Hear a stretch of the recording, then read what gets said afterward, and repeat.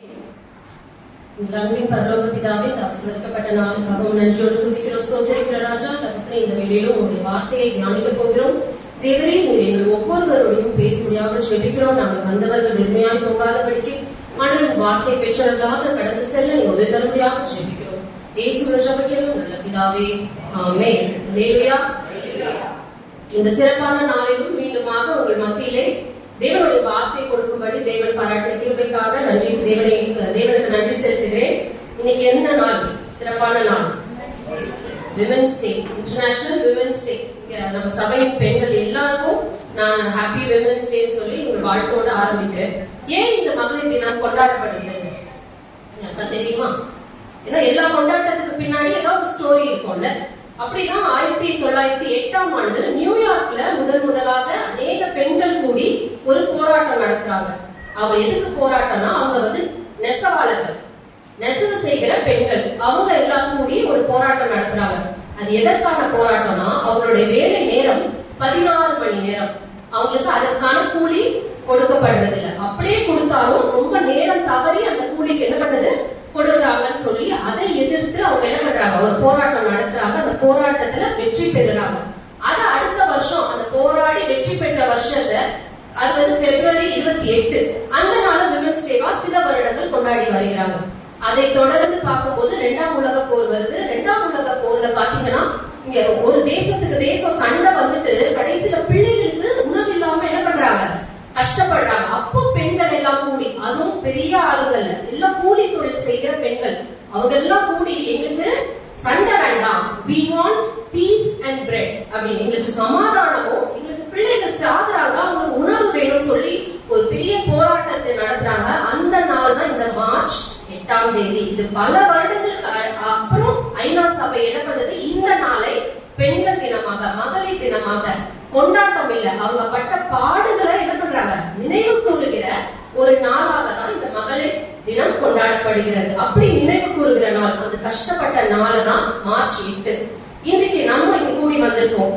ஒரு மகளாக, மனைவியாக, அம்மாவாக, பாட்டியாக என்ன பண்ணோம், கூடி வந்திருக்கிறோம். நம்மளை எப்படி நினைவு கூறுகிறார்கள், நாம் எப்படிப்பட்டவர்களால் நினைவு கூறப்படுகிறோம் அப்படின்ற ஒரு தலைப்புல தான் இந்த நாளுக்கான செய்தி இருக்கிறது. அதுல நான் 3 காரியங்களை உங்கள் மத்தியில பேச போகிறேன். நாம் எப்படிப்பட்டவர்களால் நினைவு கூறப்பட வேண்டும். 3 காரியங்கள். அதுக்கு உதாரணமாக 3 பெண்கள். சரி, பெண்கள் தானே அப்படின்னு சொல்லி ஆண்களுக்கு இந்த செய்தி இல்லைன்னு இல்ல, எல்லாருக்குமே வேதத்திலிருந்து இந்த நல்ல காரியங்களை நம்ம என்ன பண்ண போறோம், இன்னைக்கு கற்றுக்கொள்ள போகிறோம். முதலாவது நான் தெரிந்து கொண்டது, சாதாரண பெண் செய்த அசாதாரண செயல். சாதாரண பெண் செய்த அசாதாரண செயல். நியாயாதிபதிகள் 4ஆம் அதிகாரத்தை நாம் திருப்பிக் கொள்வோம். அதுல நம்ம பார்க்கிற பெண் தான் யாகேல். யாகேலை குறித்து இன்னைக்கு நம்ம பார்க்க போறோம். யாகேல் ஒரு சாதாரண பெண். அவங்க செஞ்ச காரியம் என்னன்னு பாக்குறதுக்கு முன்னாடி நம்ம என்ன பண்ண போறோம், ஒரு பேக்ரவுண்ட் ஸ்டோரி இருக்கும்ல, யாகேலை ஆண்டவர் எப்படி உபயோகப்படுத்தினார் என்று அந்த ஸ்டோரி பார்க்கும்போது, நியாயாதிபதிகள் 4ஆம் அதிகாரம் 1ஆம் வசனத்தை வாசிக்கலாம். இஸ்ரவேல் புத்திரர் திரும்ப கர்த்தரின் பார்வைக்கு பொல்லாப்பானதை செய்து வந்தார்கள். இஸ்ரவேல் புத்திரர் திரும்ப கர்த்தரின் பார்வைக்கு பொல்லாப்பானதை செய்தார்கள். அப்போ ஃபர்ஸ்ட் டைம் இல்ல, இஸ்ரவேல் புத்திரர்கள் பொல்லாப்பானதை செய்யறது இது முதல் முறை இல்ல, திரும்ப திரும்ப திரும்ப இதுவும் ஒரு முறை. அடுத்து தொடர்ந்து வாசிங்க. ஆகையால் கர்த்தர் அவர்களை ஆத்சோரில் ஆளுகிற யாபீன் என்னும் கானானியருடைய ராஜாவின் கையிலே விட்டு போட்டார். அவனுடைய தேசாதிபதிக்கு சிசேரா என்று பேர். அவன் புறஜாதிகளுடைய பட்டணமாகிய அசரோத்திலே குடியிருந்தான். யாபீன் என்னும் கானானியருடைய ராஜாவின் கையில் தேவன் என்ன பண்றார், இஸ்ரவேலை விற்று போடுகிறார். ஆண்டவர் விட்டு கொடுக்கல, தள்ளி போல, விற்று போடுகிறார். ஒரு பொருளை நம்ம வித்துட்டோம்னா அந்த பொருளுக்கு நம்மளுக்கு சொந்தம் கொண்டாட முடியுமா? ஆண்டவர் அப்படிதான் இஸ்ரவேல் ஜனங்களை கானானியர் ஒரு ராஜா கிட்ட விற்று போடுகிறார். அதுக்கப்புறம் சிசேரான் அவருடைய சேனாதிபதி ரொம்ப ஒடுக்குறான். 1 வருஷம் 2 வருஷம் இல்ல, 20 வருஷம் இஸ்ரவேலர்களை கொடுமையாய் ஒடுக்கினான் என்று நம்ம வாசிக்கிறோம். அப்போ இஸ்ரவேல் தேசத்துல ஒரு தீர்க்கதரிசி இருக்கா, பெண் தீர்க்கதரிசி. அவள் பேர் தான் தேபோராள். அவள் இஸ்ரவேலர்களை நியாயம் விசாரிக்கிறான். அதே நேரத்துல இஸ்ரவேலுக்கு தீர்க்கதரிசி அவங்க இருக்கா. அவர் என்ன பண்றா, பாராக் என்னும் ஒரு சேனாதிபதி. அவர் யாருன்னா இஸ்ரவேலோட ஒரு படைத்தளபதி மாதிரி, ரொம்ப வீரமான ஆண்டான. அவர் கூப்பிட்டு என்ன சொல்றார், தீர்க்கதரிசியா தீர்க்க தரிசனமாக அவ சொல்றாள். என்ன சொல்றா தெரியுமா? ஆண்டவர் என்ன பண்ண போறாரு? இந்த சிசேராவையும் அவனுடைய கூட்டத்தையும் நம்ம கிட்ட ஆண்டவர் ஒப்பு கொடுக்க போகிறார் சொல்லி திட்டவட்டமாக ஒரு போருக்கு போறதுக்கு முன்னாடியே ரிசல்ட்ட சொல்லிடுறான். இப்படிதான் நம்மளுக்கு தான் வெற்றி இருக்க போகுது. ஆனா பாராக்கு என்ன சொல்றேன்னா, போக மாட்டேன், நீங்க வராம நான் போக மாட்டேன் அப்படின்னு சொல்லி தெபோரா கிட்ட சொல்லும்போது தெபோரா மீண்டுமா சொல்றா, கண்டிப்பா ஆண்டவர் வெற்றியை நமக்கு தான் தரப்போகிறார். ஆனா என்ன தெரியுமா, இதன் நிமித்தம் கிடைக்கிற, இந்த வெற்றி நிமித்தம் கிடைக்கிற மேன்மை உனக்கு இல்ல, வேற ஒரு ஸ்திரீக்கு கிடைக்கும். அப்படி சண்டை நீ தான் போட போற. ஆனா அது யாருக்கு பேர் வரப்போகுது? ஒரு ஸ்திரீக்கு. அந்த ஸ்திரீ தான் யாவே. அப்படி சொல்லி இவங்க என்ன பண்றாங்க, அந்த போருக்கு போறாங்க, சண்டை போடுறாங்க. அந்த சண்டையை மும்முரமா ஆகி அநேகரை கொள்றாங்க. யாரு? இஸ்ரவேல் ஜனங்கள். இஸ்ரவேல் மொத்தம் 10,000 பேர் தான் கூட்டிட்டு போறாங்க. சிசேராக்கு 900 ரதங்கள் மட்டுமே 900 இருக்கு. ஆனாலும் சண்டைக்கு போறாங்க. அங்க என்ன ஆகுது? வின் பண்ற ஒரு சிச்சுவேஷன் வருது. சிசேராக்கு இதுக்கு மேல என்ன பண்ண முடியல, தெரிஞ்சு போச்சு, நம்ம தோக்க போறோம் தெரிஞ்ச உடனே ரதத்தை விட்டு இறங்கி தப்பிக்கிறதுக்கு தான் பாக்குறாரு. தப்பிச்சு ஒரு கூடாரத்துக்குள்ள வராரு. எந்த கூடாரம்? யாகேலோட கூடாரத்துக்குள்ள வராரு. யாகேலுக்கு சிசேராவுக்கு முன்னாடியே தெரியுமான்னு கேட்டா, ஆமா, அவங்க தெரிஞ்சவங்க தான். இந்த வசனத்தை வாசிக்கலாம். 4ஆம் அதிகாரம் 17ஆம் வசனம். சிசேரா கால்நடையாய் கேனியனான ஏபேரின் மனைவி யாபேலுடைய கூடாரத்திற்கு ஓடி வந்தான். அப்பொழுது யாபீன் என்னும் ஆத்சோரின் ராஜாவுக்கும் கேனியனான ஏபேரின் வீட்டுக்கும் சமாதானம் உண்டாயிருந்தது. சிசேராவும் இந்த கேனானியனான ஏபேரின் வீட்டுக்கும் சமாதானம் தான் இருந்தது. அதனால நம்பிதான் சிசேரா என்ன பண்றாரு, யாகேல் வீட்டுக்குள்ள வந்து சொல்றாரு, எனக்கு இந்த மாதிரி இருக்கு, நான் உள்ள ஒளிஞ்சுக்கிறேன். யாரும் வந்து கேட்டா சிசேரா இல்லன்னு சொல்லி அனுப்புறாரு. இவனும் என்ன பண்றா, யாகேல் அவளை உள்ள வர வச்சு அவளுக்கு என்ன பண்றா, போத்தி மூடி விடுறா. யாருக்கும் தெரியக்கூடாதுன்னு சொல்லி மூடி விடுறா. அப்ப அவ கேட்கிறா, தாகமா இருக்குமா, கொஞ்சம் தண்ணி தான் கேட்ட உடனே யாகேல் என்ன பண்றா, பால் கொடுக்குறா. தண்ணி தான் அவர் கேட்டாரு, யாகேல் கொடுக்கறது பால். அதை குடிச்சுட்டு என்ன பண்றாரு, அவர் தூங்கிடுறாரு. ஏன்னா சண்டை அடிபட்டு இருக்கு, எவ்வளவு டயர்டா இருக்கு, அவர் தூங்கிடுறாரு. கொஞ்ச நேரத்துல இந்த யாகேல் செய்யறது என்ன தெரியுமா, கூடார ஆணியை எடுத்து அவரோட தலையில வச்சு நெற்றியில வச்சு ஒரே அடி அடிச்சது. ஒரு பக்கம் நுழைஞ்சி மறுபக்கம் வந்து தரையோட புதைந்ததுன்னு வாசிக்கிறோம். ஏன் இப்படி பண்ணணும்? யாகேலுக்கும் சிசேராக்கும் பிரச்சனையே இல்லை, சமாதானமாக இருக்கிறாங்க. இல்ல, கர்த்தருடைய வார்த்தை நிறைவேறும் வண்ணமாக இந்த காரியம் நடைபெற்றது. தெபோராளின் வார்த்தை நிறைவேறும் காரியமாக இது நடைபெற்றதாக பார்க்கிறோம். அப்போ ஒரு சின்ன காரியம் தான் இல்ல, ஒரு அவகிட்ட இருந்தது. அவ ரொம்ப ஸ்கில்ஃபுல்லான, அவ வாரியர் கிடையாது, இதுக்கு முன்னாடி போருக்கு போனது கிடையாது. சிசேரா பெரிய ஒரு சேனாதிபதி. ஆனா அவகிட்ட இருந்தது என்னது, ஒரு சின்ன கூடார ஆணிதான். அந்த ஆணியை உபயோகப்படுத்தி என்ன பண்றாங்க, சிசேரா என்னும் தேவ மனுஷனுடைய எதிரியை அவள் அந்த நாளிலே கொன்று போடுகிறதை பார்க்கிறோம். அது மட்டும் அல்ல, அதுக்கு பிறகு பாத்தீங்கன்னா இஸ்ரவேலர்கள் எத்தனை வருஷம் சமாதானமா இருந்தாங்க தெரியுமா? 40 வருஷம் இஸ்ரவேல்ல அமைதி இருந்ததை பார்க்கிறோம். அநேக நேரத்துல ஏன்னா அதை பண்ண முடியல, இதை பண்ண முடியல, எதையும் யோசிக்கிறோம்.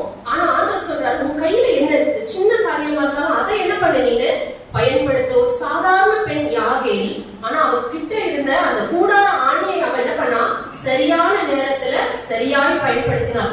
ஒருவேளை லேட் பண்ணிருந்தா என்ன ஆயிருக்கும், இல்ல பாராட்டு வரட்டும் அவன் வந்து பாத்துக்கிட்டோம் நினைச்சிருந்தா ஒருவேளை சிசேரா தப்பித்து போயிருக்க கூட வாய்ப்பு இருக்கு. அவன் யாருக்கும் வெயிட் பண்ணல, அவளுக்கு கிடைச்ச அந்த நல்ல கரெக்டான நேரத்தை என்ன பண்ணுகிறா, சரியாக பயன்படுத்துகிறதை பார்க்கிறோம். 2 கொரிந்தியர் 3:15 யாராவது வாசிக்கலாம். 2 கொரிந்தியர் 3:5.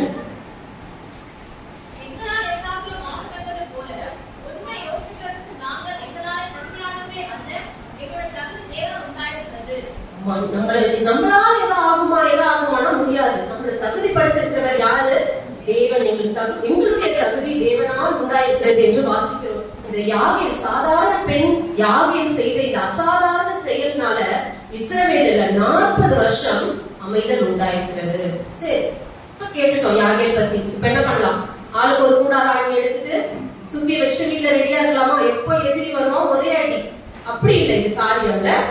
அவளை தெபோரால் சொல்லும்போது சொன்னா, ஸ்திரீகளுக்குள்ளேயே ஆசீர்வதிக்கப்பட்டவள். 5:24 இந்த வெற்றிக்கு பின்பாக பாராக்கும் தெபோராலும் பாடலாக பாடுகிறார்கள் அந்த வெற்றியை. ஸ்திரீகளுக்குள்ளே ஆசீர்வதிக்கப்பட்டவள் என்று சொல்லி அவளை வாழ்த்துகிறார்கள். இந்த பேரை நம்ம வாங்கணும்னா நம்ம என்ன பண்ண போறோம்?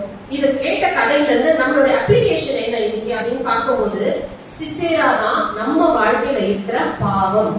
சிசேரா நம்ம வாழ்க்கையில இருக்கிற இயலாமை, சிசேரா தான் நம்ம வாழ்க்கையில இருக்கிற பயம். அந்த பயத்தையோ பாவத்தையோ இயலாமையோ நம்ம என்ன பண்ணணும்? வளர்க்க கூடாது. பால் கொடுத்து வளர்க்க கூடாது. என்ன பண்ணணும்? ஆணி வச்சு அடிச்சு அதைய முடிச்சிடணும். இத மரியாளுக்கு ஆண்டவர் ஒரு டாஸ்க் கொடுக்கிறாரு. ஏஞ்சல் மரியாள் கிட்ட சொல்லும் போது என்ன சொல்றாங்க? ஸ்திரீகளுக்குள்ளே நீ ஆசீர்வதிக்கப்பட்டவள் சொல்லி கேப்ரியல் தூதன் பேசிட்டு அவளுக்கான கொடுக்கிற டாஸ்க் என்னது? நீ கர்ப்பவதியாகி ஒரு குமாரனை பெறுவா, அவனுக்கு இயேசு என்று பெயரிடுவாயாக. யோசிச்சு பாருங்களேன், ஒரு கண்ணி ஒரு கர்ப்பமாகும் போது அது எவ்வளவு காரியங்களை சந்திக்க வேண்டியது இருக்கும் ஒவ்வொரு டே டு டே லைஃப்ல. ஆனா அவ சொன்ன வார்த்தை என்னது? நான் ஆண்டவருக்கு அடிமை, உங்களுடைய வார்த்தையின்படியே எனக்கு ஆக கடவுள். நம்ம கர்த்தருடைய சித்தத்துக்கு ஒப்பு கொடுத்து கர்த்தருக்கு பிரியமானதை செய்யும் போது உங்களையும் என்னையும் பார்த்து கூட ஆண்டவர் என்ன சொல்வா? ஸ்திரீகளுக்குள்ளே ஆசீர்வதிக்கப்பட்டவள். யாவேல் என்னும் சாதாரண பெண்ணால இஸ்ரவேலுக்கு ரட்சிப்பு உண்டாச்சு. மரியாள் என்னும் ஒரு பெண்ணால என்னாச்சு? இந்த உலகத்துக்கே ரட்சிப்பு உண்டாச்சு. இயேசு என்னும் குமாரனை பற்றி இன்றைக்கு உங்களுக்கும் எனக்கும் ஆண்டவர் ஒரு டாஸ்க் கொடுக்கிறார். நம்ம மூலமாக ஒரு ரட்சிப்பு உண்டாகணும். அது நம்ம குடும்பத்திலேயா இருக்கலாம், நம்ம தெருவிலையா இருக்கலாம், நம்ம இருக்கிற இடத்துலயா இருக்கலாம், நம்ம சபையிலயா இருக்கலாம். அதற்கு நம்ம என்ன பண்ணணும்? நம்மளை ஒப்பு கொடுத்து ஆண்டவரே இதோ நான் நமக்கு அடிமை என்று சொல்லி நம்ம ஒப்பு கொடுத்து யாகையை போல நம்ம கிட்ட எந்த காரியம் இருக்கும், சிறு காரியமோ பெரிய காரியமோ, ஆண்டவரே நீங்க கொடுத்த காரியத்தை நான் உமக்காக செலவிடுவேன்னு சொல்லி நம்ம என்ன பண்ணணும்? இந்த நாளில அப்படி ஒரு முடிவை எடுக்க வேண்டும். அடுத்ததாக நம்ம பார்க்கும்போது நற்கிரியைகளினால் நற்செய்தி அறிவித்தவள். நற்கிரியைகளினால் நற்செய்தி அறிவித்தவள் யார்? அது தொற்காள். அப்போஸ்தலர் 9ஆம் அதிகாரத்தை நாம் திருப்பிக் கொள்வோம். அப்போஸ்தலர் 9ஆம் அதிகாரம் 36ஆம் வசனத்தை ஒருவர் வாசிக்கலாம். கிரேக்க பாஷையிலே தொற்காள் என்று அர்த்தம் கொள்ளும் தபித்தாள் என்னும் பெயருடைய ஒரு சீஷி இருந்தார். அவன் நற்கிரியைகளையும் தர்மங்களையும் மிகுதியாய் செய்து கொண்டு வந்தார். யோப்பா பட்டணத்துல இருக்கிற ஒரு சீஷி, அவர் பேரு தொற்காள் என்னும் தபித்தாள். வேதத்திலே சொல்லப்பட்ட ஒரே சீஷி யார் என்று சொன்னால் இந்த தொற்காள் தான். சீஷி என்றால் என்ன? சீஷன் இல்ல சீஷி என்றால் என்ன அப்படின்னு பார்க்கும்போது இயேசுவின் போதனையை, இயேசுவின் வழியை பின்பற்றுகிறவர்கள், அதை மற்றவர்களுக்கு சொல்லுகிறவர்கள், அதன்படி வாழ்கிறவர்கள் தான் சீடன், சீஷி அப்படின்னு நம்ம சொல்லுவோம். அப்போ இவ சீஷியோட வேலை என்ன? பிரசங்கம் பண்றது, ஆண்டவரை அறிவிக்கிறது, அவளுக்கு சுத்தி இருக்கிறவங்களுக்கு தேவனை தெரிவிப்பதுதான் அவனோட வேலையா இருந்ததுல. அது மட்டும் இல்ல, சீஷனுக்கும் தொடர்ந்து என்ன வாசிக்கிறோம்? அவ சீஷியா இருந்தால் அவள் நற்கிரியைகளையும் தர்மங்களையும் மிகுதியாக செய்து கொண்டு வருகிறார். சீஷியோட வேலை பிரசங்கம் பண்ணதோடு நிறுத்தி இருக்கலாம்ல. அவ மிகுதியா என்ன செஞ்சாலும் நற்கிரியைகளையும் தர்மங்களையும் செய்து வந்தாள் என்று வாசிக்கிறோம். உண்மையாக இயேசுவை பின்பற்றுகிறவர்கள், உண்மையாக இயேசுக்கு சீஷனா இருக்க விரும்புகிறவர்கள் இயேசுவின் அன்பை இப்படிதான் பிரதிபலிப்பாங்க. மைக்க புடிச்சிட்டு பிரசங்கம் பண்றது ஈஸி, ஆனா இயேசுவை போல வாழ்றது கஷ்டமான ஒரு வேலை. இயேசு நடந்த வழியில நம்ம நடக்கிறதுன்றது ரொம்ப ஒரு மெனக்கெட்டு நம்ம பண்ணணும், கான்சியஸா பண்ண வேண்டிய ஒரு காரியமாக இருக்குது. இவ யாருக்கு செஞ்சா? அவளை புகழணும்ன்ற ஒரு குரூப்புக்கு செஞ்சாலா? அவளை பத்தி எங்க போனாலும் தொற்காள் நல்லவன் நல்லவன் சொல்ற மாதிரி ஒரு இடத்துல செஞ்சாலா? இல்ல, ஏழைகளுக்கும் விதவைகளுக்கும் என்ன பண்றா? அவள் நற்கிரியைகளை செய்கிறதாக நம்ம வாசிக்கிறோம். ஒரு நாள் அவள் வியாதிப்பட்டு மரித்து போகிறார். நல்லது செஞ்சனாலும் ரொம்ப நாள் வாழ்ந்தாளா என்னன்னு தெரியல, வயசு குறிப்பிடப்படவில்லை. அவள் வியாதிப்பட்டு மரிக்கிறதை பார்க்கிறோம். உடனே இவ சீஷியா இருக்கிறதுனால பக்கத்துல யார் இருக்கிறா? பேதுரு இருக்கிறார். பேதுருக்கு சொல்லி அனுப்புறாங்க, இந்த மாதிரி உங்களுடைய சீஷி கவிதால் என்ன பண்ணிட்டா, இறந்துட்டான்னு சொல்லி அனுப்பும்போது அங்க பேதுரு வருகிறார். வந்த உடனே அங்க அவளை சுத்தி இருக்கிற மக்கள் என்ன சொல்றாங்க பாருங்க. 39ஆம் வசனத்தை வாசிப்போம். பேதுரு எழுந்து அவர்களுடனே கூட போனான். அவன் போய் சென்றபோது அவர்கள் அவனை மேல் வீட்டுக்கு அழைத்துக் கொண்டு போனார்கள். அப்பொழுது விதவைகள் எல்லாரும் அழுது தொற்காள் தங்களுடனே கூட இருக்கையில் செய்திருந்த அங்கிகளையும் வஸ்திரங்களையும் காண்பித்து அவனை சூழ்ந்து நின்றார்கள். அவங்க இருந்த விதவைகள் என்ன பண்றாங்க? அழுகுறாங்க. அழுது தொற்காள் தங்களுடனே இருக்கையில் செய்திருந்த அங்கிகளையும் வஸ்திரங்களையும் காண்பித்து அவளை சூழ்ந்து நின்றார்கள். அந்த விதவைகளுக்கும் என்ன பண்ற, அந்த அங்கியும் அந்த வஸ்திரமும் ரொம்ப ஒரு பேசிக் நீடா இருந்திருக்கு. அதை என்ன பண்ணிக்கிறார்? தொற்காள் செய்து கொடுக்கிறார். தொற்காள் பெரிய டெய்லரிங் யூனிட் வச்சிருந்தாலாம். அவகிட்ட இருந்தது என்னது? ஒரு சின்ன ஊசி. அந்த ஊசியை வைத்து என்ன பண்ணுகிறாள் அவள் மற்றவங்களுக்கு எவ்வளவு முடியுமோ ஒரு பெரிய ஒரு போர்வையை பின்னணும்னா எவ்வளவு நாள் அவ யோசிச்சு பாருங்க. ஆனா அதுக்காக அவ செய்யாம இல்ல, தன்னால் இயன்றத தன்னை சுற்றி உள்ளவர்களுக்கு அவ என்ன பண்றா? தொடர்ந்து பண்ணுகிறார். ஒரு பாஸ்டர் அழகாக சொன்னார், நம்ம கிட்ட ஒருத்தவங்க ஜெபம் பண்ண வராங்க. எதுக்கு? ஐயா எனக்கு ரொம்ப குளிருது ஐயா, எனக்கு ஜெபம் பண்ணுங்க சொல்லும் போது நான் ஜெபம் பண்ணி ஆண்டவர் உன் ஜெபத்தை கேட்பாருன்னு அனுப்பாதீங்க, ஒரு போர்வையை கொடுங்க. அதுதான் இயேசு நம்மளுக்கு சொல்லி கொடுத்தது. வெறும் ஜெபம் பண்ணி அனுப்புறது ஈஸி இல்ல, அவங்க தேவை என்ன சந்தித்து அனுப்புறதுதான் அது முக்கியம். ஏன்னா இயேசு இந்த உலகத்துல வாழ்ந்தப்போ வெறும் பிரசங்கம் மட்டும்தான் பண்ணாரா? மலை பிரசங்கம், உவமைகள் இதோட முடிச்சிருந்தா இயேசுவோட சீஷன் நம்ம சொல்ல முடியாது. இயேசு என்ன பண்ணுகிறார்? அவங்களுக்கு ஆத்துமாக்கு தேவையானதையும் கொடுக்கிறார், அவங்க சரீர தேவையும் ஆண்டவர் சந்திக்கிறார். குருடர்களுக்கு பார்வை கொடுக்கிறார், செவிடர்களுக்கு காது கேட்கும்படி பண்ணார், நடக்க முடியாதவங்களுக்கு நடக்க வைக்கிறார், மரித்தவர்களை கூட ஆண்டவர் என்ன பண்ணுகிறார்? உயிரோடு எழுப்புகிறதை பார்க்கிறோம். அப்படிப்பட்ட தேவனை வணங்குகிற நீங்களும் நானும் என்ன பண்ணணும்? வெறும் வாய் வார்த்தையினால மட்டும் சொல்றது பத்தாது, நற்செய்தி மட்டும் பத்தாது, நற்கிரியைகளும் அது கூட என்ன பண்ணணும்? பிணைஞ்சு இணைஞ்சு வரணும். இயேசுவானவர் நன்மை செய்கிறவராகவே சுற்றி திரிந்தார் என்று நாம் வாசிக்கிறோம்ல, அதெல்லாம் இந்த தொற்கால் என்ன பண்ணுறா? ஃபாலோ பண்ணுற. சீஷின்னு சொல்லும் போது இயேசுவின் போதனையை மட்டும் சொல்றது இல்ல, இயேசு செய்த நற்கிரியைகளையும் சேர்ந்து செய்கிறது தான். அதனாலதான் மத்தேயு 5:7 என்ன சொல்லுகிறது? இரக்கம் உள்ளவர்கள் பாக்கியவான்கள், அவர்கள் இரக்கம் பெறுவார்கள். நான் இரக்கம் பெறணும்னா ஃபர்ஸ்ட் நான் இரக்கத்தை காமிக்கணும், எனக்கு இரக்கம் இருக்கணும். அப்பதான் என்னை பார்க்கிற மற்றவங்க என் மேல் இரக்கப்படுவார்கள் அப்படின்னு நம்ம வாசிக்கிறோம். தொற்கால் மற்றொரு தேவைகளை அறிந்து என்ன பண்றா? உதவிக்க. ஒருவேளை பணக்காரங்களுக்கு செஞ்சிருந்தானா அவன் பேருக்கோ பெருமைக்கோ பணக்காரங்களுக்கு செஞ்சிருந்தா அவ இறந்த அன்னைக்கு வந்திருப்பாங்களான்னு கூட தெரியாது. ஏன்னா அவங்க வீட்டுல ஒரு 10 போர்வை இருக்கும், இவ கொடுக்குற போர்வை ஒரு 11வது போர்வையா இருந்திருக்கும். அப்படிப்பட்டவங்களுக்கு அவ உதவி செய்யல. உண்மையான தேவைகளுக்கு, விதவைகளுக்கு அவங்களுக்கு வருமானம் இருக்காது, அவங்களால எந்த தேவையும் சந்திக்க முடியும். அப்படிப்பட்டவர்களுக்கு அவ என்ன பண்ணுகிறார்?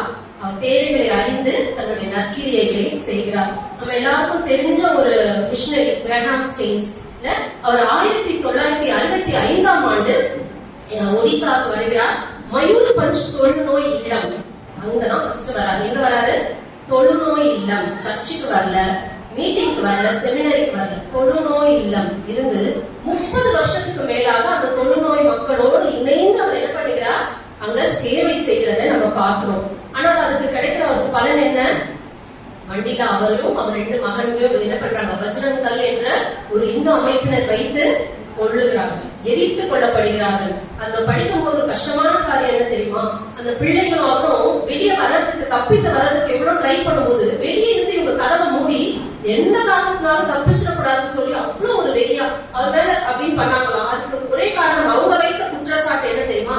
அவர் கன்வர்ஷன், அதாவது கம்பல்சரி கன்வர்ஷன் அப்படின்னு சொல்லி என்ன பண்றாங்க? அவர் மேல குற்றச்சாட்டு வைக்கிறாங்க. ஆனா அது கடைசி வரைக்கும் அது என்ன பண்ணல, நிரூபிக்கப்படவே இல்லை. அவர் மதமாற்றம், கட்டாய மதமாற்றத்தை செய்யறான்னு சொல்லி என்ன பண்றாங்க? அவர் மேல ஒரு குற்றச்சாட்டு வைக்கிறாங்க. ஆனா கடைசி வரைக்கும் அவர் மேல அது நிரூபிக்கப்பட முடியாமலே போயிடுது. அவர் எரித்து கொல்லப்படுகிறார். இப்போது 1999 ஜனவரி மாதத்துல அவர் எரித்து கொல்லப்படுகிறார். முடிஞ்சதும் அவங்க இருக்கிறது, மிச்சம் இருக்கிறது யாரு? அவங்க மனைவியும் அவங்க மகளும் 2 பேரு தான். கிளம்பி போயிருக்கலாம்ல ஆஸ்திரேலியாவுக்கு. எவ்வளவு ஒரு நல்ல வாழ்ந்த ஒரு குடும்பமா இருந்திருக்கும் இல்ல? இங்க இவ்வளவு கஷ்டப்படணுமா? கஷ்டப்பட்டது மட்டும் இல்ல, என்ன ஆகுது? தன் கணவனை இழக்கிறா, தன்னோட 2 மகன்கள் 10 வயசு கூட தாண்டல, 2 பிள்ளைகளும் அவங்களே இழக்கிற ஒரு சூழ்நிலை. ஆனாலும் கிளாடிஸ் ஸ்டெயின்ஸ் அவங்களும் அவங்க மகள் எஸ்தரும் என்ன பண்றாங்க? தொடர்ந்து அதே இடத்துல, அதே பகுதியில அவங்க முன்னாடி செஞ்சுட்டு வந்த அதே சேவையை தொழுநோயாளிகளுக்கு மட்டும் இல்ல, அவங்க என்ன பண்றாங்கன்னா, பெண்கள் முன்னேறணும், பெண்கள் வாழ்வாதாரம் வரணும்னு கூடை பின்னுதல், அதாவது அந்த சுய தொழில் செய்யணும் அப்படின்றதுக்காக கூடை பின்னுதல், அந்த மாதிரி காரியங்கள் எல்லாம் சொல்லி கொடுக்குறாங்க. அவங்க திரும்பி எதுவுமே எதிர்பார்க்கல. அந்த ஒடிசா மக்கள் கிட்ட இருந்து என்ன திருப்பி அவங்களுக்கு கிடைக்கும்? யோசிச்சு பாருங்களேன். அந்த மாதிரி ஒரு ரொம்ப கஷ்டப்படுற ஒரு குடும்பத்துக்கு தான் அவங்க என்ன பண்றாங்க? செய்து 2004ஆம் வருஷம் வரைக்கும் அந்த சேவையை தொடர்ந்து அவர்கள் செய்கிறார்கள். அதுக்கு பிறகு 2005ல நம்மளோட இந்தியன் கவர்மெண்ட் அவங்களை கூப்பிட்டு பத்மஸ்ரீ அவார்டு கொடுக்குறாங்க. அவங்க செய்த சேவையை என்ன பண்றாங்க? நினைத்து அவங்களுக்கு பத்மஸ்ரீ அவார்டு கொடுக்குறாங்க. இதன் பிறகு கிளாடிஸ் கிட்ட கேட்கிறாங்க, ரிப்போர்ட்டர் கேட்கிறாங்க, நீங்க என்ன நினைக்கிறீங்க உங்க கணவரோட இழப்பை குறித்து? அது பொண்ணவங்களுக்கு என்ன சொல்ல வரீங்கன்னு சொல்லும் போது அவங்க சொல்றது என்ன தெரியுமா? என்னுடைய ஜெபமும் என்னுடைய ஆசையும் என்னன்னா, இங்க நான் ஸ்டாப் பண்றேன், நீங்களும் நானும் தொடர்ந்து என்ன சொல்லிருக்கோம்? என் புருஷன் எப்படி செத்தாரோ அதே மாதிரி சாகிறத என் கண்ணால பாக்கணும்னு சொன்னோம். அது ஒரு இயல்பாக கோபத்துல ஒரு வருத்தத்துல வந்துடலாம். ஆனா அவங்க சொன்னது அந்த வார்த்தை இல்லை. என்னுடைய ஜெபமும் என்னுடைய ஆசை என்னன்னா, இயேசுவின் அன்பை உணரணும், தெரிஞ்சு கொள்ளணும். ஏன்னா என் கணவனுக்கு இன்னைக்கு பண்ணிட்டாங்க, என் பிள்ளைய கொண்டுட்டாங்க, இந்த காரியம் வேற யாருக்கும் அவங்க என்ன பண்ணிடக்கூடாது, இனிமேல் பண்ணிடக்கூடாது. அதுக்கு என்ன வேணும்? இயேசுவின் அன்பை அவங்க தெரிந்து கொள்ளணும் சொல்லி அவங்களை மன்னித்தார்கள். ஒருவேளை இந்த 30 வருஷத்துக்கு மேல அவங்க தொழுநோயாளி கிட்ட சேவை செய்து இது பண்ணிட்டு அவங்க மன்னிக்காம போயிருந்தா நற்கிரியை மட்டும் நடந்திருக்கும், நற்செய்தி அறிவிக்கப்படாமல் போயிருக்கும். ஆனா இந்த இடத்துல பார்க்கும்போது அவங்க மன்னித்தது நிமித்தமாக அவங்க நற்கிரியின் மூலமாக நற்செய்தியையும் அறிவித்தார்கள். சீஷத்துவத்தை பார்க்கும்போது இந்த ரெண்டுத்தையும் நம்ம என்ன பண்ண முடியாது, பிரிக்கவே முடியாது. நற்செய்தியையும் நற்கிரியையும் நம்ம என்ன பண்ண முடியாது, பிரிக்கவே முடியாது. கொரோனா காலத்துல நம்மளுக்கு தெரியும், சபைகள்லாம் நடக்கப்படல, சபைகள் எல்லாம் மூடப்பட்டிருந்தது. அப்போ நம்மளுக்கு கிளை சபைகளும் நடக்கல. அப்ப என்ன பண்றோம், ஜெபிக்கிறோம், நம்ம கூடி ஜெபிக்கிறோம், ஆன்லைன்ல ஜெபம் பண்றோம். அதோட நிறுத்தி இருந்தா நம்ம ஒரு கிறிஸ்தவர்களே அல்ல. நம்ம என்ன பண்றோம், உடனே ஒரு கலெக்ஷன் எதுக்கு, ப்ரொவிஷன் கொடுக்கறதுக்காக. நம்மளுக்கு ஓகே மாச சம்பளம் சில பேருக்கு வரலாம், சில பேர் தினக்கூலியா இருக்காங்க, அவங்க என்ன பண்ணுவாங்க சாப்பாட்டுக்குன்றப்போ நம்ம சபையில முடிவெடுத்து என்ன பண்றோம், மாசம் மளிகை சாமானும் ஒவ்வொரு சபை மக்களுக்கும் என்ன பண்ணுவோம், கொடுத்தோம். அதுதானே நற்செய்தி, அதுதான் நற்கிரியை. இது ரெண்டும் சேர்ந்து செய்யும் போதுதான் கிறிஸ்தவம் வளரும். உங்களுக்கு எல்லாருக்கும் தெரியுமா தெரியல, சோசியல் மீடியால நம்மளுக்கு எல்லாம் ஒரு பேர் இருக்கு தெரியுமா, கிறிஸ்தவர்களுக்கு கிண்டலா சொல்லுவாங்க ரைஸ் பேக் நம்ம பேர். ஏன்னா நம்ம வந்து ஒரு மூட்டை அரிசிக்காக மதம் மாறினவங்க அப்படின்னு சொல்லுவாங்கல்ல. எங்க குடும்பத்தை எடுத்தாலும் நாங்க மதம் மாறினவங்க தான், அரிசி மூட்டைக்காக கிடையாது. பாஸ்டர் சரி பாஸ்டர் அம்மா ரெண்டு பேருமே இந்த காரியத்துல நிறைய ஒற்றுமையை பார்க்கலாம். பாஸ்டரும் அவங்க ஃபேமிலியும் ஒரு அற்புதத்தின் மூலமாக தான் ஆண்டவரை ஏற்றுக்கொண்டாங்க. இந்த பக்கம் பாஸ்டர் அம்மா குடும்பமும் ஒரு அற்புதத்தின் மூலமாக தான் ஆண்டவரை ஏற்றுக்கொள்கிறார்கள். ஒருவேளை கஷ்டம், அந்த நேரத்துல ரொம்பவே கஷ்டம். ஏன்னா பாஸ்டர் அம்மாவோட அப்பா விட்டுட்டு போயிட்டாங்க, அது நிறைய பேருக்கு தெரியும். அப்படி இருக்கப்பட்ட சூழ்நிலையில தான் ஆண்டவரை ஏற்றுக்கொண்டு வருகிறார்கள். ஒருவேளை அப்படி ஒரு பொருளுக்காகவோ இந்த தேவைகளுக்காகவோ ஆண்டவரை ஏற்றுக்கொண்டிருந்தா ஒரு தலைமுறையை தாண்டி இருப்போமா? யோசிச்சு பாருங்க. ஆண்டவர் உண்மையா ஏற்றுக்காம பணத்துக்காக பொருளுக்காக தாண்டி இருந்தா ஒரு தலைமுறை கூட தாங்க மாட்டோம். இந்த சாட்சியாக சொல்றேன், நாங்க 4வது தலைமுறையாக ஆண்டவரை சேவித்துக் கொண்டிருக்கிறோம். அப்படிப்பட்டவர்களை ஆண்டவர் அழைத்திருக்கிறார். பிஷப்பாக பாஸ்டராக இருக்கிறது இல்ல விஷயம், கிறிஸ்தவராக ஆண்டவருக்கு பிரியமாக வாழ்ந்து கொண்டிருக்கிறோம். அல்லேலூயா, அல்லேலூயா. அதுதான் இது வந்து சீஷத்துவம் என்று சொல்லுகிறது.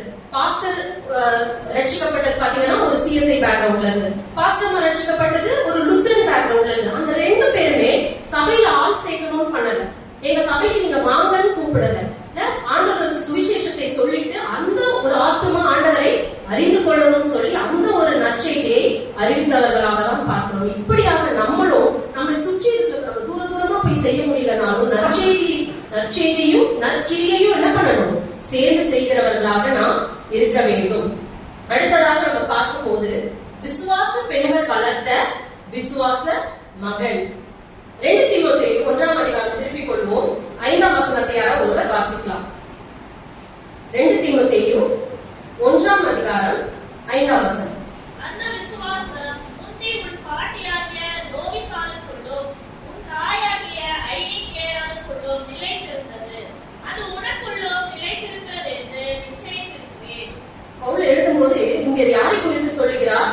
லோவிசாள், ஐனிகேயா. இவர்கள் யாருன்னு பார்க்கும்போது தீமோத்தேயுவோட பாட்டி அம்மா 2 பெண்களை குறித்து இங்க பவுல் எழுதுகிறார். அப்ப யார் இந்த தீமோத்தேயு நம்ம தெரிஞ்சுக்கணும்ல.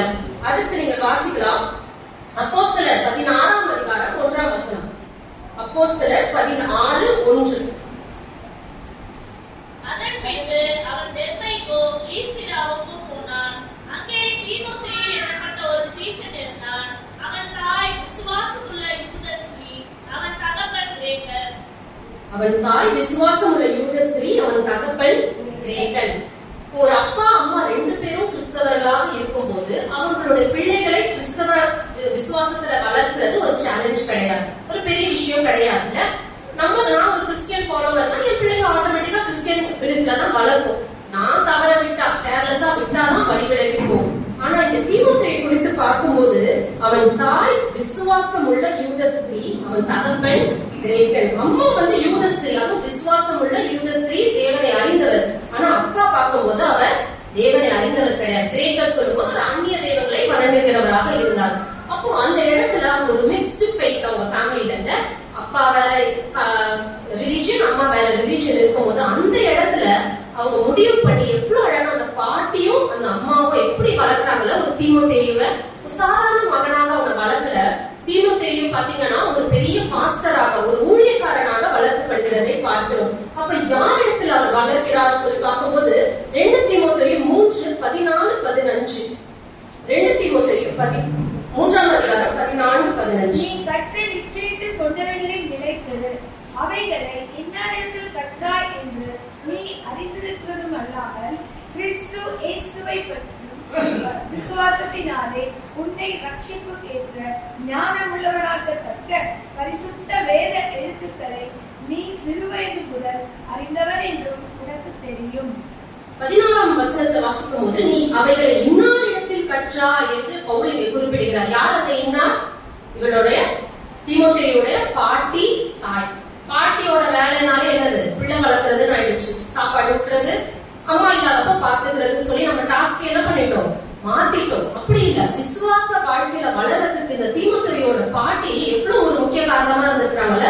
அவங்க அம்மாவும் 2 பேரோட விசுவாசத்தை பத்தி பவுல் என்ன பண்ணுகிறார்? சாட்சி கொடுக்கிறார். அப்படிப்பட்ட விசுவாச ஒரு குடும்பத்துல வளர்கிற ஒரு தீமோத்தேயுவை தான் பார்க்கிறோம். அது மட்டும் இல்ல, திடீர்னு ஒரு பாஸ்டர் ஆகல. அங்க என்ன சொல்லி போட்டிருக்கு? நீ சிறு வயது முதல் அறிந்தவன் என்று உனக்கு தெரியும். சின்ன பிள்ளையில இருந்து என்ன பண்றாங்க? அவன் எப்படி நடக்க வேணும்னு சொல்லி அவனுக்கு சிறப்பாக நடத்துறோம். சின்ன வயசுல நம்ம பிள்ளைகளுக்கு சொல்லி கொடுக்கறது ஈஸி. அந்த வயசு என்ன பண்ணிடாதீங்க, விட்டுடாதீங்க. ஜெபம் பண்றதும் சரி, பைபிள் வாசிக்கிறதும், சபைக்கு கூட்டிட்டு வர்றதும் அந்த டைம்ல ஈஸி. சரி, சபைக்கு கூட்டிட்டு வந்து சண்டே ஸ்கூல் அனுப்பிட்டேன்னு சொல்லி அதோட என் வேலை முடிச்சதுன்னு நினைக்காதீங்க. ஏன்னா மிச்சம் 6 நாள் அவங்க யார பாக்குறாங்க? உங்களதான் பாக்குறாங்க. அப்பா அம்மா கிட்ட எப்படி பேசுறாங்க, அம்மா அப்பாவை எப்படி ட்ரீட் பண்றாங்கன்றதை நம்ம தான் என்ன பண்றோம்? 6 நாள் நம்ம பிள்ளைகளுக்கு ஒரு எக்ஸாம்பிளா இருந்துட்டு இருக்கிறோம். அதனால சின்ன வயசுல இருந்தே என்ன பண்ணணும்? பிள்ளைய நடக்க வேண்டிய வழியில நம்ம என்ன பண்ணணும்? நடத்த வேண்டும். அது கொஞ்சம் ஈஸியான டாஸ்க். சின்ன வயசுல நம்ம நடத்திட்டோம்னா அந்த டீனேஜ் பருவம் வரும்போதும், இளம் வாலிபர் பருவம் வரும்போதும் அவங்க பாவம் அவங்களை தொடாதுன்னு நான் சொல்ல மாட்டேன். பாவம் சூழ்ந்திருந்தாலும் அதுல விடாதபடிக்கு தேவன் அவர்களை காத்துக்கொள்ளும். அந்த வசனமானது அவர்களை காத்துக்கொள்ளும். ரொம்ப பிறந்த குழந்தைங்களுக்கு என்ன பண்ணுவாங்க தெரியுமா? பக்கத்துல வசனத்தை சொல்லிட்டே இருப்பாங்க, பாடல்களை போட்டுட்டே இருப்பாங்க. அந்த பிள்ளைக்கு என்ன தெரியும் நினைப்போம். ஆனா எல்லாமே அந்த பிள்ளைகளுக்கு ரெக்கார்ட் ஆகும், மனதுல பதியும். சின்ன வயசுல இருந்து வசனங்களை சொல்லி கொடுக்கறது, மனப்பாடம் பண்ண வைக்கிறது, சபைகள்ல சொல்ல வைக்கிறது நம்ம தான் என்ன பண்ணணும்? நம்மளுடைய பிள்ளைய ட்ரெயின் பண்ணணும். நம்மளே கேர்லெஸ்ஸா விட்டுட்டோம்னா வேற யார் அவ்வளவு அக்கறையா பண்ணுவான்னு நினைக்கிறீங்க நீங்க? இல்ல, அது ஒரு காரியம் இருக்கு. அதனால நம்ம என்ன பண்ணணும்? அதை கொஞ்சம் சின்சியரா எடுத்து செய்ய வேண்டும். சில நேரத்துல நம்மளுக்கு என்ன ஆகுது தெரியுமா? 28 வயசு குழந்தை, 30 வயசு குழந்தை எல்லாம் கொடுத்து வளர்க்க சொல்றாங்க. யாரோட குழந்தை? நம்ம மாமியாரோட குழந்தை. அதையும் நம்ம என்ன பண்ணணும்? சேர்ந்து வளர்க்கதான் செய்யணும். ஆனா அது ஈஸி கிடையாது. சின்ன பிள்ளை சொன்னா கேட்கும், பெரிய பிள்ளை கேட்குமா? கேட்காது. ஆனா நம்ம என்ன பண்ணணும்? செஞ்சுதான் ஆகணும். விசுவாசம் மட்டும் போதாது, அதுக்கு நம்மளுக்கு பொறுமை ரொம்ப ரொம்ப ரொம்ப அவசியம். ஏன்னா நிறைய கேள்வி கேட்பாங்களே, நீ படிச்சியா பைபிள, நீ பேசுறிய, நீ ஒழுங்கா கேட்டா என்ன பண்ணணும்? நம்ம அதுக்கு ஏற்ற மாதிரி இருக்கணும்ல. அதனால அதுக்கான நம்மளுக்கு பொறுமையும் விசுவாசமும் ரொம்ப ரொம்ப ரொம்ப அவசியமா இருக்கிறது. இந்த வேதத்துல ஒரே ஒரு வசனத்துல மட்டும்தான் இந்த லோவிசால் ஐனிக்கேயால் என்ற பெயர் என்ன பண்ணிருக்கிறது? குறிப்பிடப்பட்டிருக்கிறது. ஆனால் அவர்களுடைய வளர்ப்பு இந்த நாள் வரைக்கும் பேசப்படுகிறதுல. தீமோத்தேயு அவ்வளவு அருமையா வளர்த்து காலம் கடந்தும் இன்றும் நாம் தீமோத்தேயு குறித்து பேசுகிறதை பார்க்கிறோம். அவன் வளர்ந்து ஒரு இளம் பிரயாத்திலே, ரொம்ப வயசான அப்புறம் ஊழியத்துக்கு வரல, ரொம்ப இளம் வாலிபத்துக்கு இருக்கும் போதே தீமோத்தேயுக்கு எபேசு பட்டண ஊழியராக அவருக்கு பொறுப்பு கிடைக்கிறது. அதற்கு எழுதுகிறதுதான் இந்த நிருபம். 1 தீமோத்தேயு 2 தீமோத்தேயு நீங்க வாசிச்சு பாருங்க. ரொம்ப அருமையான ஒரு லெட்டர். அதாவது அவர் ஒரு பாஸ்டருக்கு எழுதுறார். பவுல் தீமோத்தேயு என்ற ஊழியக்காரனுக்கு எழுதுகிறார். ஒரு ஊழியக்காரன் எப்படி இருக்க வேண்டும், நீ விசுவாசிக்கிட்ட எப்படி பேச வேண்டும், விசுவாசிக்கு என்ன வார்த்தைகளை பேச வேண்டும், எதை பேசக்கூடாது, என்ன வழியில நடக்கணும், எதை விட்டு நீ விலக வேண்டும், ஒரு ஊழியக்காரன் ஒரு பிஷப்போ எப்படி இருக்கணும், சபையில மூப்பர்கள் வைக்கிறோம், அந்த மூப்பர்கள் எப்படி இருக்கணும், எப்படிப்பட்டவர்களை நீ தெரிந்து கொள்ளணும் அப்படின்னு சொல்லிட்டு எல்லா காரியங்களும் அவ்வளவு தெளிவாக எழுதுகிறார். அது மட்டுமல்ல, தீமோத்தேயு எப்படி இருக்கணும், நீ ரொம்ப இளமையா இருக்கிற, அதனால உன் இளமையை குறித்து ஒருவரும் உன்னை அசட்டை பண்ணாதபடிக்கு உன்னுடைய வார்த்தையில, உன் நடக்கைகளை, உன்னோட எல்லா காரியங்களும் செய்கள்ல எல்லாத்தையும் எப்படி இரு, மற்ற எல்லாருக்கும் ஒரு எக்ஸாம்பிளா இருக்கு சொல்லி இங்க பவுல் தீமோத்தேயுக்கு எழுதுகிறார். இவருக்கு நல்ல ஒரு விசுவாச குமாரன் அவருக்கு ஊழியக்காரனா கிடைச்சிருக்கிறாரு. பவுல் அவர் எல்லா இடத்துலயும் எப்படி தெரியுமா அட்ரஸ் பண்றாரு? மகன் சொல்லி என்ன பண்றாரு, அட்ரஸ் பண்றாரு. ஏன்னா பவுலுக்கும் தீமோத்தேயுக்கும் பார்க்கும்போது குறைஞ்சது ஒரு 20 ல இருந்து 30 வயசு டிஃபரன்ஸ் இருக்கும். பவுல் இங்க சீனியர், இவர் இப்பதான் ரொம்ப சின்ன பிள்ளையா ஒரு ஊழியத்தை ஆரம்பிக்கிறார். அவர் 3 இடத்துல இப்படி குறிப்பிடுகிறார். விசுவாசத்தில் உத்தம குமாரன், ஒரு இடத்துல என் குமாரனை சொல்றார் பவுல், இன்னொரு இடத்துல பிரியமுள்ள குமாரன். தன் தீமோத்தேயு அந்த விசுவாசத்தை பார்த்து வியர்ந்த பவுல் அவருடைய மகனாகவே என்ன பண்ணுகிறார், அவரை ஏற்றுக்கொள்கிறார். இதற்கு காரணம் யாரு? 2 பெண்கள் தான், பாட்டியும் அம்மாவும். அவங்க வளர்த்த வளர்ப்பு பவுல் தீமோத்தேயுவை தன் மகனாக ஏற்றுக்கொள்ளும்படி அளவுக்கு அவர் என்ன பண்ணி அருமையாக வளர்த்திருக்கிறார்கள். அது மட்டுமல்ல, இந்த ஒரு வசனத்தை பவுல் விட்டு இருந்தா நம்மளுக்கு இன்னைக்கு ஐனிக்கேயாலும் பத்தியும் லோயிசால் பத்தி தெரியுமா? ஆனா அந்த விசுவாசத்துக்கு ஒரு கிரெடிட் கொடுக்கிற விதமா, ரொம்ப அழகா ஒரு பிள்ளைய வளர்த்திருக்கீங்கம்மா அப்படின்னு சொல்லி கிரெடிட் கொடுக்கிற விதமா தான் இந்த வசனம் என்ன பண்ண இங்க இருக்கு. 2 தீமோத்தேயு 1ஆம் அதிகாரம் 5ஆம் வசனம், உன் பாட்டி லோயிசாலும் உன் தாயாகி ஐனிக்கேயாலும் சொல்லி அந்த கிரெடிட்டையும் அவர் என்ன பண்ற கொடுக்கிறார். நல்ல ஒரு தீமோத்தேயு வளர்ந்து ஒரு ஊழியக்காரனா ஸ்ட்ராங்கா இருக்கிறாருன்னா அதுக்கு முழு காரணம் யாரு? உன்னுடைய பாட்டியும் அவனுடைய அம்மாவும் தான். ஏசாயா 59ஆம் அதிகாரம் 1ஆம் வசனத்தை யார் வாசிக்கலாம்? ஏசாயா 59:21.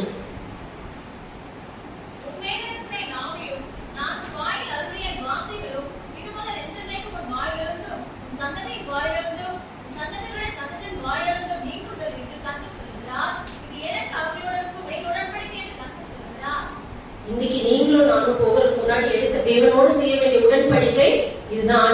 நான் ஆண்டவரை தெரிஞ்சுட்டேன், ஆண்டவரை ஏற்றுக்கொண்டேன், இதோட இங்க நிற்காம ஆண்டவரே உம்முடைய ஆவியும் உம்முடைய வார்த்தையும் என் சந்ததியின் மேலிருந்தும் என் சந்ததியின் வாயிலிருந்தும் நீங்குவதில்லை. சந்ததியா நம்ம தேவனை சேவிக்கணும்னா அந்த ஃபெய்த்தை நம்ம தான் என்ன பண்ணணும், பாஸ் ஆன் பண்ணணும். குடும்பத்துல சொல்லுவாங்கல்ல, என் பாட்டி 50 சவரன் வச்சிருந்தாங்க, அதை எனக்கு போட்டாங்க, நான் ஒரு 50 சவரன் சேர்த்து வச்சேன், என் பொண்ணுக்கு போடுறேன் அப்படின்னு சொல்லுவாங்க. எங்க குடும்பத்துல நாங்க சேர்த்து பேசுவோம் சொல்லுவோம். ஒவ்வொருத்தரும் அப்படி சொல்றாங்க. நம்ம அம்மா பேரு வீசிக்கும் டயபிட்டிஸ் தவிர நம்மளுக்கு ஒண்ணுமே வச்சுட்டு போட சொல்லுவோம். ஆனா பெரிய பொக்கிஷமா சொல்றது என்ன தெரியுமா? எங்களுக்கு ஆண்டவரை அவங்க காமிச்சு கொடுத்தது. நிறைய எல்லாருமே நீங்க ஆட்சியோட பிள்ளைகள் பாத்தீங்கன்னா எல்லா பிரசவத்தையும் ஆட்சிக்கு ஒரு கிரெடிட் கொடுத்துருவாங்க, எங்க அம்மாவாலதான் எங்க அம்மாவாலதான். ஆனா நான் சொல்லுவேன், உங்க அப்பா தடை பண்ணியிருந்தா என்ன பண்ணுவீங்க? இல்ல எவ்வளவு ஒரு நல்ல ஒரு தகப்பனாக இருந்து ஆண்டவரை ஏற்றுக்கொள்ளும் போது ஈஸி கிடையாது. அவ்வளவு ஒரு இந்து வைராக்கியத்துல இருந்து திடீர்னு ஆல் ஆஃப் அ சடன் பொட்டு வைக்க மாட்டாங்க, கேள்வி கேட்பாங்க, ஏன் நீ பொட்டு வைக்கிறேன்னு கேட்பாங்க அடுத்த கேள்வி. அப்படிப்பட்ட இருக்கும்போது அவங்க அப்படியே கம்ப்ளீட்டா விட்டுட்டு ஒரு விசுவாசத்துல வரும்போது எங்க தாத்தா ஒரு இடத்துல கூட என்ன பண்ணல, தடை சொல்லாததுக்கு அதனால என்ன பண்ணீங்க, அடுத்தடுத்த சந்ததிகளாக ஆண்டவர் என்ன பண்ணிருக்கிறாரு, நல்ல விசுவாசிகளாக ஊழியக்காரராக ஏற்படுத்தி அநேகருக்கு ஆசீர்வாதமாக வைத்திருக்கிறார். அதனால நம்ம என்ன பண்ணணும், நம்ம எதை பாஸ் பண்றோமோ இல்லையா பிள்ளைங்களுக்கு நம்ம பாஸ் பண்ண வேண்டியது என்னது, அடுத்த தலைமுறைக்கு கொடுக்க வேண்டியது என்னது, இயேசு மேல விசுவாசம். எந்த ஒரு சூழ்நிலையிலும் அவங்க அதை விட்டு விலகாத படிக்க என்ன பண்ணணும், நம்ம தான் அதுக்கு பொறுப்பெடுத்து நம்ம காத்து கொள்ள வேண்டும். ஏன்னா நான் முன்னாடி சொன்ன மாதிரிதான் நம்ம பரலோகத்துக்கு போகும்போது எடுத்துட்டு போகக்கூடிய ஒரே விஷயம் என்னது, நம்ம குடும்பம் தான். நம்ம பிள்ளைகளோ நம்ம கணவரையோ என்ன பண்ணலாம், கூட்டிட்டு போலாம். அதை நம்ம என்ன பண்ணக்கூடாது, விட்டுடக்கூடாது. இந்த நாளிலும் 3 பேரை குறித்து நம்ம பார்த்தோம். யாகேலை குறித்து, யாகேலி அசாதாரண பெண்ணால முடித்த அசாதாரண செயலை குறித்து நம்ம பார்த்தோம். 2வது தொற்கால், அவள் நற்கிரியைகள் மூலமாக நற்செய்தி அறிவித்தவளாக இருந்தார். அடுத்ததாக லோவிசாலும் ஐனிக்கேயாலும் விசுவாச பெண்கள் வளர்த்த விசுவாச மகன் சொல்லி இந்த 3 காரியங்களை குறித்து பார்த்தோம். இந்த 3 காரியங்களும் பாத்தீங்கன்னா இன்னைக்கு நம்ம வாசிக்க கேட்ட அந்த நீதிமொழிகள்ல குறிப்பிடப்பட்டிருக்கு. அந்த ஒரு பகுதியை திருப்பிக் கொள்ளும். நீதிமொழிகள் 31:17 வாசிங்க. நீதிமொழிகள் யார் செய்தார்? யாகேல் செய்தார். தன்னை பலத்தினால இடை கட்டி கொண்டு தன் கைகளை பலப்படுத்தி ஆண்டவருக்கு விரோதமான இந்த எதிரியை கொன்று போட்டார். 20ஆம் வசனத்தை வாசிக்கலாம். ஆமா, குணசாலியான பெண்கள் கிட்ட இருக்கிற குணம் என்னது, சிறுமையானவர்களுக்கு தன் கைகளை திறந்து ஏழைகளுக்கு தன் கரங்களை நீட்டுகிறார். இததான் நம்ம தொற்கால் கிட்ட பார்த்தோம். 26ஆம் வசனத்தை வாசிக்கலாம்.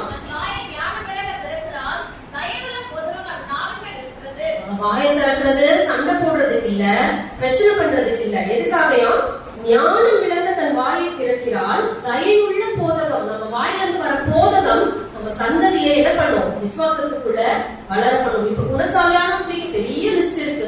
நம்ம இன்னைக்கு ஒரு 3 காரியங்களை தான் குறித்து பார்த்தோம். அப்படி நம்ம குணசாலியாக வாழும்போது அதுக்கு ஒரு கிரெடிட் கிடைக்குது. என்னது? 28வது வசனத்தை யாராவது வாசிக்கலாம். அவள் பிள்ளைகள் எழுப்பி அவளை பாக்கியவதி என்கிறார்கள். அவளுக்கு பிள்ளைகள் எழுப்பி என்ன பண்ணுவாங்களாம்? பாக்கியவதி அப்படின்னு சொல்லுவாங்க. எனக்கு ஒரு ஆசைதான், கேட்டலாம் நம்ம பிள்ளைங்க கிட்ட என்ன பத்தி என்ன நினைக்கிறீங்க. ஆனா சரியான பயம் ஏதாவது ஒரு சொல்லிட்டாங்க, என்ன பண்றது, வந்து பிரசன்ட்ல சொல்லக்கூட முடியாது அப்படின்னு யோசிச்சேன். ஆனா பிள்ளைங்க இப்ப தெரியாது. இப்ப நம்மளுக்கு தெரிஞ்சதெல்லாம் என்ன, அம்மா கத்த தெரியும், எழுது படுத்து ஸ்கூலுக்கு போ, பேக்க மட்டும் போக முடியும், இவ்வளவுதான் அம்மாவுக்கு தெரிஞ்சது. இல்ல வேலைக்கு சமைச்சு கொடுக்க முடியும். ஆனா அவங்க பிள்ளைகள் அவளை எழுப்பி என்ன சொல்லுவாங்களாம்? பாக்கியவதி அப்படின்னு சொல்லுவாங்களாம். அடுத்தது கணவர் கொடுக்கிற கிரெடிட் பாருங்க, 29ஆம் அதிகாரம். அநேக பெண்கள் குணசாலிகளாய் இருந்ததுண்டு, நீயோ அவர்கள் எல்லாருக்கும் மேற்பட்டவள் என்று அவளை புகழ்கிறார். என்ன சொல்றாரு? உலகத்திலே நீ ஒருத்திதான் குணசாலின்னு சொல்லல, உலகத்துல அநேக குணசாலிகள் இருக்காங்க. ஆனா எல்லாருக்கும் நீ என்ன எப்படி இருக்கியா? மேற்பட்டவளா இருக்கிற. எவ்வளவு அழகு ஒரு கவிதை நடையில அவர் புகழ்கிறத பார்க்கிறோம்ல. கணவருக்கு மட்டும் இல்ல, மனைவிகளுக்கு, குடும்பத்துல ரொம்ப முக்கியமான ஒரு குணம் பாத்தீங்கன்னா அப்ரிஷியேட் பண்றது. குறை டக்குன்னு சொல்லிடுவாங்க, உப்பு இல்ல, காரம் இல்ல, சூடு இல்ல, இதெல்லாம் சொல்லிடுவாங்க. நான் நல்லா இருந்தா நல்லா இருக்கணும் சொல்லணும். பெண்களுக்கும் அந்த இது இருக்கு.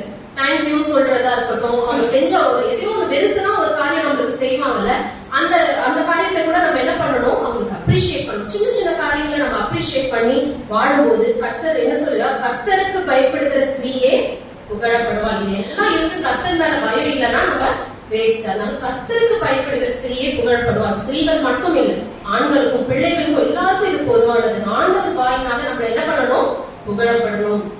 இந்த காரியங்களை நம்ம மனதில் வைத்து இந்த காரியங்களுக்காக நம்ம ஜெபித்து இவர்களை போல நம்ம வாழ பிரயாசப்படுவோமாக. கர்த்தர் தாமே இந்த செய்தியை ஆசீர்வதிப்பார். ஆமென்.